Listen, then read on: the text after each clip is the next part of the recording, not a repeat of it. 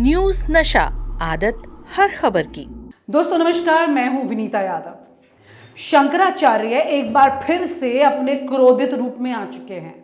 यकीन ना हो तो इस वीडियो को देख लीजिए और समझ लीजिए कि इस वक्त एक बार फिर से नरेंद्र मोदी की मुश्किलें और ज्यादा बढ़ने वाली हैं। मुलाकात की, उनको आशीर्वाद दिया कल। हमारे पास आए थे, उन्होंने प्रणाम किया। हमारा नियम है, हम लोग आशीर्वाद देंगे, जो आएगा उसको आशीर्वाद देते हैं। नरेंद्र मोदी जी हमारे दुश्मन थोड़े हैं, सदा उनके हित की बात कह रहते हैं। जब उनसे कोई गलती हो जाती है तो हम उसको भी कहते हैं। शंकराचार्य ने ऐसा पहली बार कहा हो, ऐसा नहीं है। 2024 के लोकसभा चुनाव के ठीक पहले शंकराचार्य ने इनको श्राप दिया था और वो श्राप ऐसा लगा कि यहां पर सीटें धड़ाधड़ गिरती चली गई। उसके बाद शंकराचार्य ने उन नतीजों के बाद अब जाकर अपना बयान दिया है, वो भी तब जब वो मुकेश अंबानी के यहाँ शादी में गए थे और वहां पर भी उन्होंने नरेंद्र मोदी को सीधे तेवर नहीं दिखाए बल्कि तीखे अंदाज में आशीर्वाद दिया।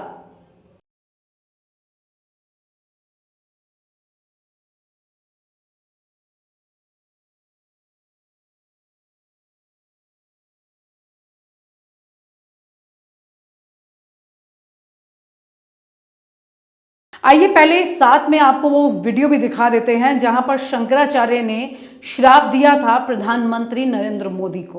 हमारा मूल जो प्रश्न है वही है और वो धर्मशास्त्र उससे सम्मत है और उसमें धर्मशास्त्र में लिखा है, अपूर्ण मंदिर में अगर प्रतिष्ठा की गई तो उसमें दैवी शक्ति नहीं आसुरी शक्ति आकर के विराजमान होगी, जो सनातन धर्मियों को परेशान करेगी और अनिष्ट होगा। कुल मिलाकर ये कहा जा सकता है, यूं तो शंकराचार्य की भूमिका बहुत ज्यादा कभी भी राजनीतिक मामलों में नहीं रही है, लेकिन इस बार जो पार्टी इस वक्त सत्ता पर काबिज है, पिछले 10 साल से चल रही है, वो अब लगातार धर्म की बात करके ही वोट मांग रही है। ऐसे में धर्म गुरु जो उनसे जुड़े हुए हैं, उन्होंने इस वक्त अपना क्रोधित रूप इख्तियार कर लिया है, क्योंकि राम मंदिर के वक्त में जिस तरह से उनको नजरअंदाज किया गया था, तो उस वक्त भी उनको ये नाराजगी झेलनी पड़ी थी नरेंद्र मोदी को इन तमाम धर्म गुरुओं की तरफ से। और अगर बात की जाए शंकराचार्य की, तो शंकराचार्य का क्रोधित रूप नरेंद्र मोदी एक बार फिर से झेल नहीं पाएंगे, ये तो तय है। लेकिन इसका नुकसान किस तरह से होगा, ये समझने की जरूरत है। इस वक्त देश में कई और राज्यों में चुनाव होने जा रहे हैं। चुनाव के ठीक पहले शंकराचार्य का ये गुस्सा एक बार फिर से फूट पड़ा है। अब ये चुनाव में जिस तरह से हिंदू वोट में गिरावट आ रही है, उसे भी समझने की जरूरत है। काशी की बात करें, अयोध्या की बात करें या बद्रीनाथ की बात करें, सभी जगह पर 20% वोट की गिरावट आ चुकी है। ये 20% वोट की गिरावट ये बता रही है कि हिंदू धार्मिक कॉन्स्टिट्यूएंसीज में भी इस वक्त नरेंद्र मोदी लोगों का दिल नहीं जीत पा रहे हैं। तो मोदी ब्रांड की बात तो बहुत दूर है, इनकी अपनी जो आधार लाइन थी धर्म पर, वो भी अब इनके काम नहीं आ रही है। तो ये डूबती नैया की तरह हो गई है ये तस्वीर इस वक्त। राम की बात भी बहुत की, लेकिन राम खुद रुष्ट दिखाई दे रहे हैं। यहाँ पर शंकराचार्य जिस तरह से लगातार मोदी को अपने निशाने पर रखे हुए हैं, उससे ये जरूर तय है कि अब आने वाले कुछ चुनाव में, खासतौर से अगर बात की जाए महाराष्ट्र की और बात की जाए हरियाणा की, तो यहाँ पर भी इस वक्त इनके लिए मुश्किलें बड़ी हैं। और जब शंकराचार्य मुकेश अंबानी के यहाँ शादी में गए, वहाँ उसके बाद वो उद्धव ठाकरे के घर चले गए, उद्धव ठाकरे से मुलाकात की, तस्वीरें साझा की, फिर उसके बाद मीडिया से बात की और असली हिंदू कौन है इसकी बात की। असली हिंदू वाली बात जो है और हिंदू के हिंसक होने वाली बात जो है, वो राहुल गांधी ने भी पार्लियामेंट में की थी और उनके बोलने के बाद एक बड़ा अलग तरह का विवाद निकल के आ गया था, जो कि ये कह रहा था कि भाई देखिए, हिंदुओं को हिंसक बताया राहुल गांधी ने, लेकिन अब क्या कहेंगे जब खुद शंकराचार्य हिंदू की परिभाषा बता रहे हैं और उसमें बीजेपी और नरेंद्र मोदी फिट नहीं हो रहे हैं, उसमें फिट हो रहे हैं उद्धव ठाकरे। उनको असली हिंदू यहां बताया जा रहा है। ये असली हिंदू और नकली हिंदू की लड़ाई ऐसी शुरू हो गई है कि ये समझ नहीं आ रहा है कि अब जनता जो है वो किस तरह से फैसला इस पर करने वाली है। खासतौर से जब खुद हिंदू की प्रतीक माने जाने वाले पद पर बैठने वाले शंकराचार्य असली हिंदू होने का टीका जो है उद्धव ठाकरे को लगा रहे हैं, और शिवसेना जिसका नाम बीजेपी ने एक पूरे षड्यंत्र के तौर पर छीन लिया था, अब उसी को एक तरह से सिंपैथी मिल रही है उद्धव ठाकरे को इसकी, जब जिस तरह से बात करें अगर शंकराचार्य की, तो उन्होंने इस बात को कम से कम ये तस्दीक कर दी है चुनाव के ठीक पहले इस मामले में कि हिंदू के आधार पर अगर आपने वोट देना है तो वो बीजेपी नहीं है, वो यहाँ पर उद्धव ठाकरे हैं, इन्हें आप याद रखिए। तो कुल मिलाकर के हर तरफ से घाटे का सौदा करते दिख रहे हैं इस वक्त नरेंद्र मोदी। आशीर्वाद तो मांगा झुककर उन्होंने शंकराचार्य से, लेकिन आशीर्वाद मिला नहीं। गांधी का पूरा प्रवचन जो भाषण उन्होंने संसद में दिया था उसको निकाल करके देखा और हमने उसमें पाया कि वो तो ऐसा कह ही नहीं रहे हैं। वो तो कह रहे हैं कि हिंदू धर्म में हिंसा का स्थान ही नहीं है। तो जब वो साफ कह रहे हैं कि हिंदू धर्म में स्थान नहीं है, तो फिर उनके ऊपर ये आरोप लगाना कि उन्होंने हिंदू धर्म के विपरीत कोई बात कही है, उनके आधे वक्तव्य को, अंश को निकाल करके और उसको फैला करके, ये हम समझते हैं कि अपराध है, दुष्प्रचार है और ऐसा करने वाले को दंडित किया जाना चाहिए, चाहे वो पत्रकार और चैनल ही क्यों ना हो। गलत है। उस व्यक्ति ने जो बात कही ही नहीं है उसके लिए उसका विरोध करना और उसके लिए उसको दोषी बनाना सही नहीं है। उन्होंने साफ कहा कि हिंदू ऐसा नहीं कर सकता, बहुत साफ कहा हिंदू हिंसा नहीं कर सकता। बाद में उन्होंने कहा कि जो लोग उनको उन्होंने अपने सामने जो अमुक पार्टी के सरकार के लोग हैं उनको देख करके कहा कि आप लोग अपने आप को हिंदू कहते हो और हिंसा हिंसा हिंसा नफरत फैलाते हो। तो उनका कहना केवल उस पार्टी विशेष के लिए था। हिंदू समाज के लिए उन्होंने पहले ही, इसके ठीक पहले जो वक्तव्य दिया है उसमें हिंदू की बात कही है। तो हमने वो पूरी बात देख ली, इसलिए हमारे मन में उसके लिए कोई बात नहीं। राहुल गांधी का समर्थन करते हुए अभी मुक्तेश्वरानंद ने कहा है कि राहुल अपने भाषणों में कहीं भी हिंदू धर्म के विरुद्ध बात नहीं की है। अभी मुक्तेश्वरानंद ने कहा कि राहुल गांधी का भाषण हिंदू धर्म का खंडन नहीं करता है।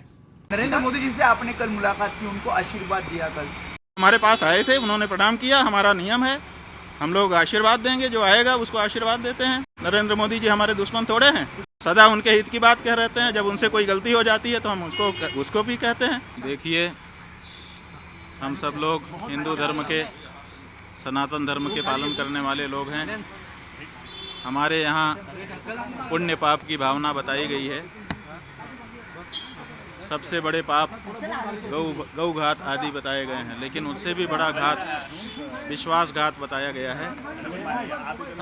आपके जो उद्धव ठाकरे जी हैं, इनके साथ विश्वासघात हुआ है और इसी बात की पीड़ा बहुत सारे लोगों के मन में है।